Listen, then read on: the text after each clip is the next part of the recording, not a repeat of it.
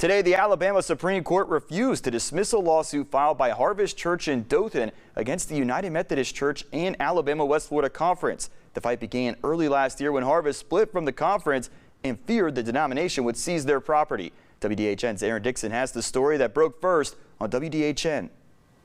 Chapel case. After over 2 months of waiting, the Alabama Supreme Court has issued a ruling in the case of Harvest Church in Dothan against the Alabama West Florida Conference and the United Methodist denomination. We were really happy about it. It was 7-0 in our favor, and thought that would happen, but you never know until you hear, and so we're really thankful to have gotten that ruling. In this case, the conference has attempted to dismiss the case on several occasions, saying the dispute over the multi-million-dollar property in Dothan was a matter that needed to be handled internally and not in a court of law. However, in the ruling, the Supreme Court disagreed to the arguments made in February, saying that Harvest's filing of its deed and organizational documents opened the door to having any property dispute handled in the court system.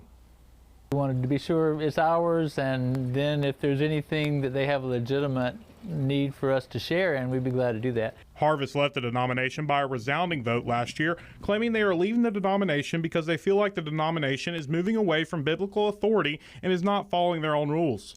The denomination is accusing the church of not wanting to follow church law or what's called the Book of Discipline.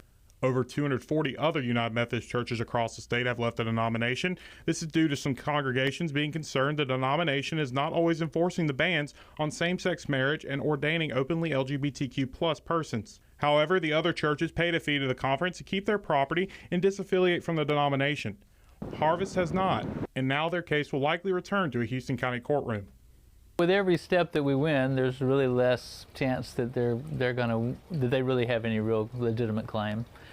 In the ruling, the Supreme Court also said that the conference did not provide them with enough evidence in February to support a dismissal in this case. We have reached out to the conference and to the denomination and have yet to hear a comment on the ruling. In Dothan, Aaron Dixon, WDHN News for the Wiregrass.